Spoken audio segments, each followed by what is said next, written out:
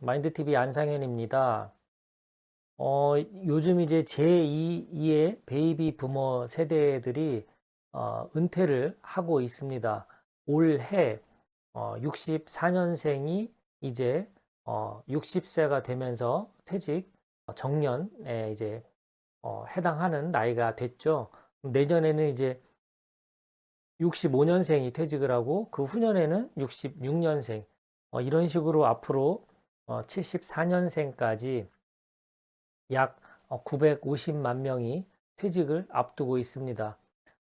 지금 이미 퇴직한 분들 입장에서 여러 가지 이렇게 회사 다닐 때는 알지 못했던 그런 사실들에 대해서 여기저기 많이 이렇게 정리해서 알려드리고 있습니다. 저도 오늘 이제 퇴직하면 알게 되는 10가지 불편한 진실을 좀 정리해 보려고 합니다. 은퇴하기 전까지는 잘 몰랐던 그런 문제들인데 막상 퇴직하고 나니 현실적으로 이제 만나게 되는 문제들이기 때문에 미리 대비할수록 행복한 미래를 준비할 수 있습니다. 첫 번째는 소득은 줄지만 지출은 줄지 않는다. 퇴직하게 되면 당장 뭐가 없어질까요? 그렇죠. 월급이 사라집니다. 크든 작든 매달 따박따박 음, 통장에 들어오던 그 월급이 어느 날 순간 다 사라집니다. 하지만 월급이 없어졌다고 해서 지출이 사라지지는 않습니다. 여전히 지출할 항목들은 존재하고요. 오히려 늘어나는 경우도 많다. 이렇게 얘기합니다. 왜냐하면 열심히 일할 때는 집과 회사만 오가던 분들이 이제 시간이 많아지고 하니까 즐길 거리들이 많아지죠. 맛집도 다니고 여행도 다니고 또 옷도 사고 여러 가지 소비 활동이 늘어나면서 지출이 상승한다 이렇게 이야기를 합니다. 거기다가 이제 의료비도 들어가고 또 자녀들 여러 가지 지원해주는 비용들까지 포함하면 예상보다 지출이 큰 부담이 된다 이렇게 말씀을 하십니다. 두 번째는 시간은 많지만 무엇을 해야 할지 모른다. 자유시간이 많아지지만 이 시간을 어떻게 활용해야 될지 잘 모릅니다. 뭐 여행 다니면서 즐기면 되겠지 이렇게 생각하신 분들 계실 텐데요. 여행도 길어야 뭐 6개월 정도 다니면 더 갈 곳도 없고 노는 것도 지친다 이런 표현을 합니다. 다시 일하고 싶어질 정도로 지루한 삶이 연속으로 펼쳐지는 거죠. 어느 정도 계획 속에서 늘 살다가 이제 계획이 사라지고 나니 이 많은 시간을 어떻게 보내야 할지 이 무료함과 그리고 뭔가 할 게 없을 때의 어떤 삶의 공허함 이런 것들을 느끼게 되면서 많이 불편하다 이렇게 말씀을 하십니다. 세 번째는 사회적으로 인간관계가 단절된다. 직장 안에서 인간관계는 퇴직하면 대부분 사라집니다. 퇴직한 분들의 공통점으로 하시는 말씀이 연락이 안 온다는 거예요. 그렇게 직장 안에서는 친하게 지냈던 그런 동료 그리고 후배들조차도 연락이 안 온답니다. 관계가 단절되면 기분이 어떨까요? 외로움을 크게 느낍니다. 이제 새로운 관계를 형성하고는 싶은데 그것이 쉽지가 않죠. 평소에 미리 준비해 한 분들이 아니라면 어디 가서 새롭게 뭘 활동하는 것도 쉽지가 않습니다. 인간관계는 평소에 준비를 해야 되겠죠. 특히나 퇴직하기 전에 해야지 퇴직 이후에는 이 끈 떨어진 다음에 인간관계를 맺으려고 하면 오히려 더 힘들어집니다. 네 번째는 건강 문제가 갑자기 찾아온다. 퇴직 후 활동량이 줄어들면서 건강이 빠르게 나빠지는 경우가 있습니다. 평소에 건강을 관리하지 않았다면 갑작스러운 질병으로 고생하는 사람들이 있습니다.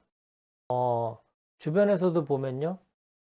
열심히 회사 다니는 동안에는 이렇게 건강하고 활력 있게 보였던 그런 분이 퇴직 후에 이렇게 폭삭 늙은 모습으로 변한 분들을 가끔 뵈면 참 안타깝습니다.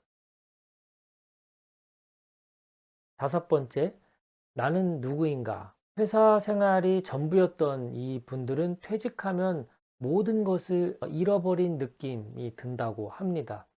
회사도 사라지고 또 직함도 없고 사회적인 지위도 상실했다고 느끼기 때문에 이 정말 나는 누구이고 난 여태까지 어떻게 살아왔나 이런 총체적인 정체성의 혼란 시기를 겪기도 합니다.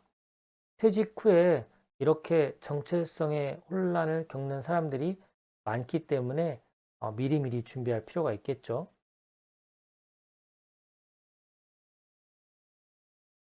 자, 여섯 번째는 자녀는 더 이상 의지할 대상이 아니다.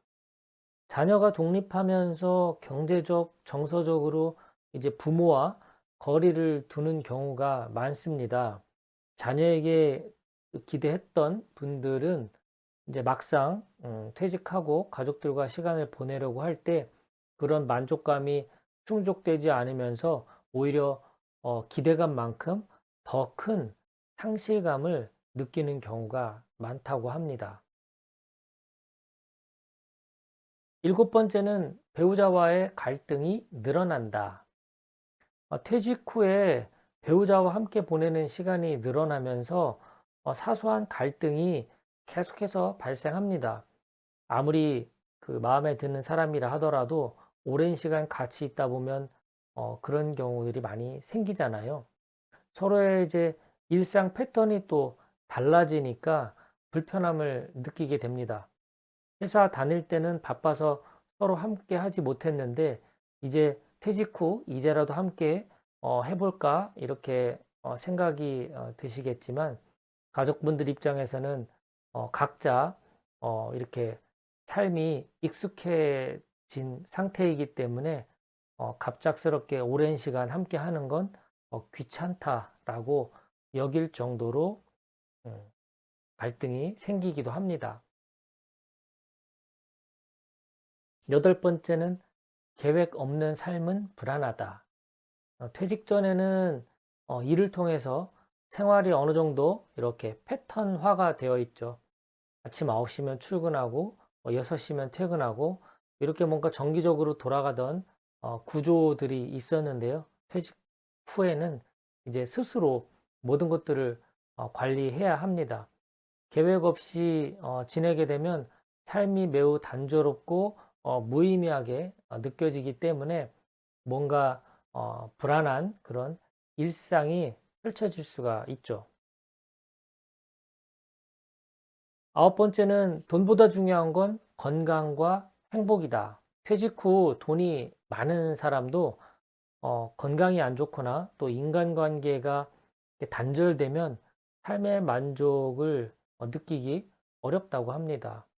행복이라는 것이 단순히 우리가 돈 많고 물질적으로 부유한 것 이런 것만으로 해결되지 않는다라는 것을 깨닫게 되는 거죠. 마지막 열 번째는 사회적 지원은 예상했던 것보다 충분하지 않다. 퇴직 후에 기대했던 연금 그리고 뭐 다양한 의료 혜택 이런 것들이 실제 맞이해 보면 현실적으로 부족하다라는 걸 느끼게 됩니다.